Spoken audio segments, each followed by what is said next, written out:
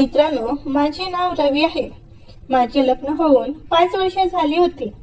माझे love marriage होते. कुंती माझी बायको दिसायला देखणी होती. ती एका मोठ्या घरात वाढलेली मुलगी होती. तिचे राहणीमान अतिशय उंच होते. तिचे वडील मोठे व्यावसायिक होते. माझी घरची परिस्थिती खूपच बेताची होती.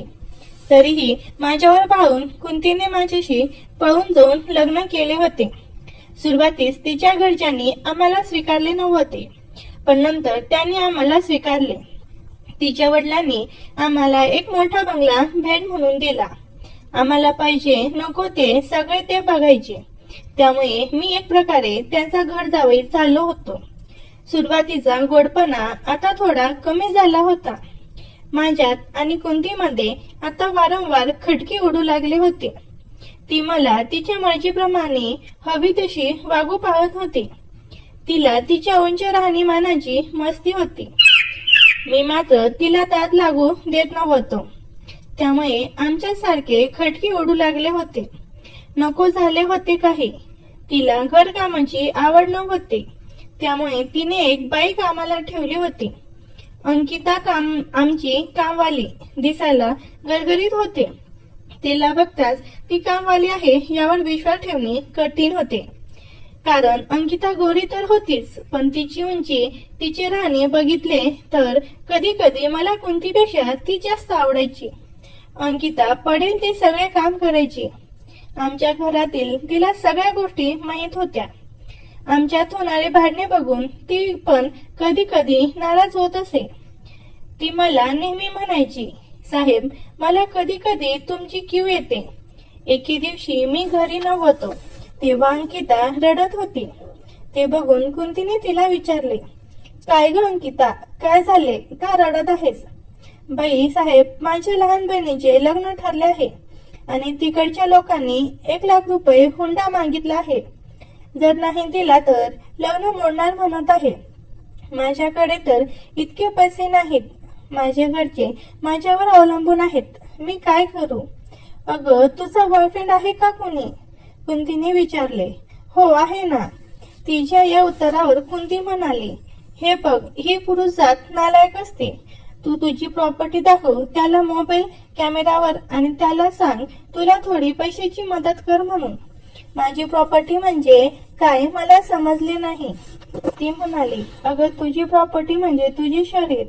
थोडे गरम कर त्याला, म्हणजे बघ काय होते ते. कुंती म्हणाली आणि निघून गेली. दुसऱ्या दिवशी घरी कोणी नाही हे बघून अंकिताने तिच्या बॉयफ्रेंडला फोन केला आणि म्हणाली, राहुल, माझ्याकडे तुझ्यासाठी काहीतरी स्पेशल आहे. तू जरा ऑनलाईन कॅमेरा चालू कर. त्याने कॅमेरा चालू केला आणि बघू लागला. इकडे अंकिताने तिचे सगळे काढायला सुरुवात केली आणि थोड्याच वेळात ती सर्व झाली. तिला त्या अवतारात बघून तिचा बॉयफ्रेंड तिकडे उड्या मारू लागला. जवळपास अर्धा तास तिने त्याला गरम केले, पण लगेच पैसे मागायला नको म्हणून ती काही बोलली नाही. 2-3 दिवस झाले. कुंती काही कामासाठी बाहेर गावी गेली होती आणि मी ऑफिसला. माझे काम लवकर संपले, त्यामुळे मी दुपारीच घरी आलो. सगळ्यांच्याकडे घराची किल्ली असायची, त्यामुळे मी दार उघडले आणि आत आलो. आतल्या खोलीत मी जाता जाता डोकावले तर मी थपकलोच. समोर मोबाईल मधील कॅमेरा चालू होता आणि अंकिताने तिचे एक काढत होते. मला हे काहीच माहित नसल्याने मी आडोशा घेऊन काय चालू आहे ते आरामात बघत उभा राहिलो. अंकिता अशी जण उभी होती. समोरून कोणा पुरुषाचा आवाज येत होता. त्यावरून मी समजलो की हा तिचा बॉयफ्रेंड असेल कदाचित. गुलाबी कलरची ती घातलेली अंकितावर जितकी गोरी होती त्यापेक्षा कितीतरी पटीने गोरी आत होती. ते म्हणतात ना, शोरूम में इतना तो गोडाऊन में कितना. तिने तिचे केस सोडले आणि एखाद्या मराठी पिक्चर मधील नटीसारखे ती तिच्या केसातून हात फिरवू लागली. तिची झाडाचे 2 आंबे हातात घेऊन ती दाबू लागली. तिची हावभाव अशी होती की तिला आता कोणत्याही परिस्थितीत क्रिकेट खेळायची गरज आहे. क्रिकेट म्हणजेच त्या गोष्टीची गरज आहे. तुम्ही समजलाच असाल की मी कोणत्या गोष्टीबद्दल बोलत आहे. मी थोडे पुढे होऊन बघितले तर तिचा बॉयफ्रेंड तिकडे अनशर्ट होऊन बसला होता. तिचा हा अवतार बघून तो त्याचा बॅट तिकडे हलवत बसला होता. बॅट म्हणजे आपली ती वस्तू, समजून घ्या. थोडा वेळ त्याचा हा प्रकार चालू होता. तिने त्यांचा शो बंद केला. तिने सगळे घातले. ती मागे वळाली आणि समोर मला बघून तिची भंबीरे उडाली. साहेब, तुम्ही कधी आला? आणि तेही इतक्या लवकर? ती म्हणाली, जेव्हा तुझा शो चालू झाला तेव्हाच आलो मी. मी म्हणालो. त्यावर तिने तिच्या बहिणीच्या लग्नाची कथा सांगितली. हे बघ अंकिता, मी तुझे दुःख समजू शकतो. आपण दोघे एकमेकांची मदत करू शकतो. न समजून तिने विसरले कसे? हे बघ, तुझ्या पैशाची गरज मी पूर्ण करू शकतो. तुला जर माहित आहे की मी माझ्यात आणि कोणतीमध्ये किती बेकार संबंध आहेत ते, त्यामुळे माझा नैसर्गिक गरजेचा ती पूर्ण करत नाही. जे तू केलेस तर मी तुझ्या बहिणीच्या लग्नाचा खर्च तर करीनच, पण तुला पण इथून पुढे पैसे नको ते बघेन. पण तुझ्या मनात नसेल तर राहू दे. मी म्हणालो. हो नाही करत शेवटी अंकिता तयार झाली.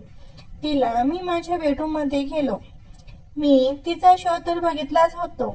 आता मला त्याचा आत काय खजिना आहे ते बघायचा होता. मी माझे तोंड तिच्या तोंडात दिले आणि तिच्यावर वर्षाव सुरू केला. माझे हात तिच्या गळ्याच्या खालच्या दिशेने जाऊन त्याची कामे चालू केले होते. माझ्या चुंबनाने आणि माझ्या हाताच्या दाबाने ती आता खरेच गरम झाली होती. माझी लाळ तिच्यात आत जात होती आणि तिची लाळ माझ्या तोंडात आणि आम्ही दोघे गरम झालो होतो. मी तिचे वळचे लगेचच उतरवले. ती आता जशी व्हिडिओ कॉलवर होती तशी झाली. ती तिच्या बॉयफ्रेंडला बघायला मिळाले नाही आणि उपभोगायला मिळाले नाही. ते मला मिळाले होते. मी तिच्या झाडाच्या 2 आंब्याला हात लावत होतो. तिने त्याच वेळी माझे पंख काढून टाकले.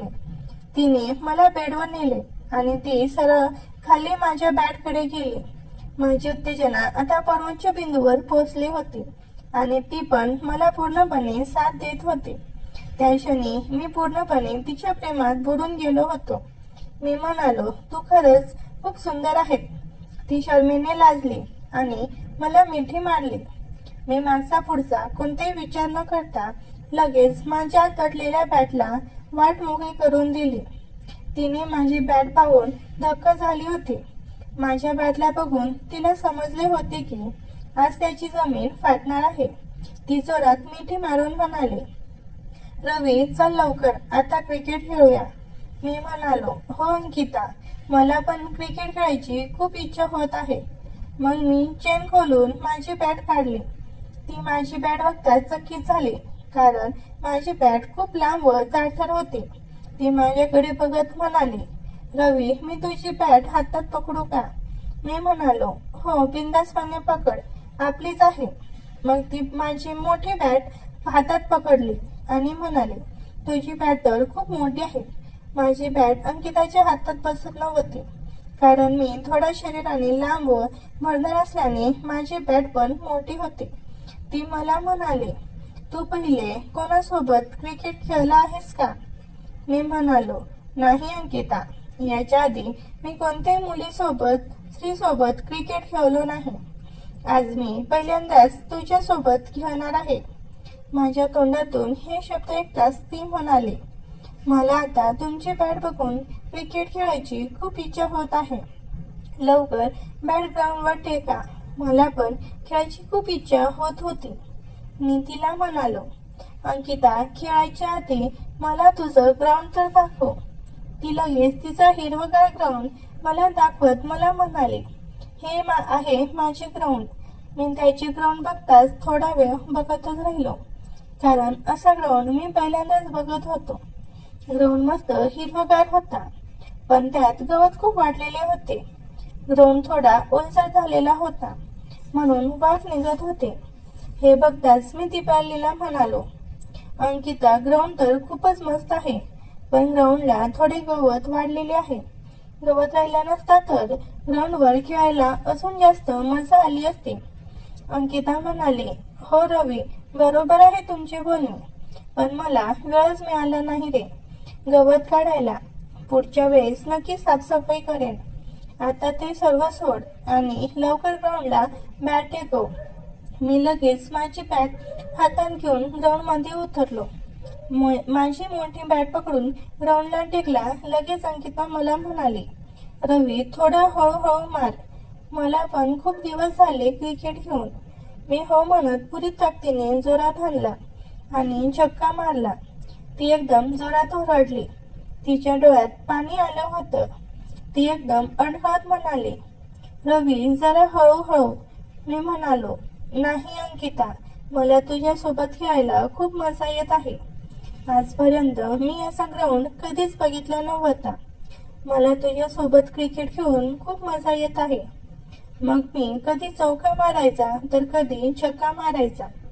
ती म्हणाले, रवी मी तुझ्यासारखा प्लेयर कधीही बघितला नव्हता. खरं सांगू का रवी, माझ्या त्याला खेळताच येत नाही. आज पहिल्यांदाच असं क्रिकेट खेळत आहे. रवी आपण अधूनमधून क्रिकेट खेळत जाऊ. मी म्हणालो, हो अंकिता, नक्कीच खेळू. मी आता वेगवेगळ्या प्रकारे बॅटिंग करत होतो आणि सोबत बॉलिंग पण, आणि तिला आनंद देत होतो. आणि बघता बघता आम्ही दोघेही एका शेवटच्या टोकावर आलो आणि मग एका समोरच्या बिंदूवर येऊन शांत झालो. श्वास रोखून धरल्यासारखी आमची अवस्था झाली होती.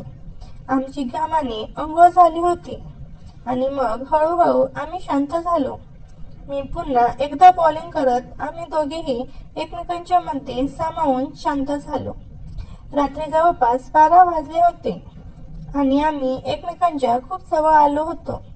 त्या रात्री जणू एक मोठं वादळ आलं होतं आणि आम्ही दोघे त्या वादळात वाहून गेलो होतो.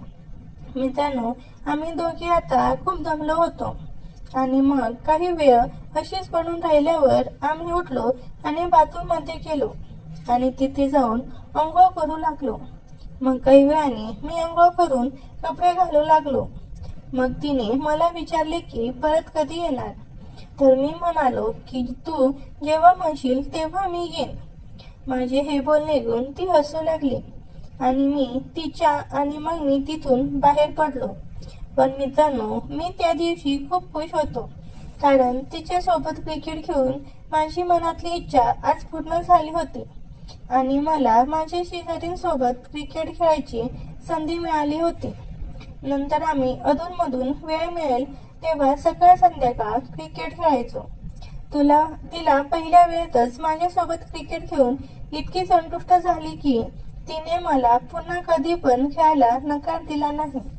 आणि या गोष्टीचा फायदा घेऊन मी तिच्यासोबत क्रिकेट खेळून खूप मजा केली आणि तिला पण खूप आनंद दिला. मी तिच्याबरोबर तिने सांगितलेले सर्व प्रकारे वेगवेगळ्या पोजने 6 चौके मारले आणि तिने मला मी सांगितल्याप्रमाणे खेळून खूप आनंद दिला आणि मला पण खूप संतुष्ट केले. मित्रांनो, कथा आवडली असेल तर व्हिडिओला लाईक आणि चॅनलला सबस्क्राईब नक्की करा. धन्यवाद.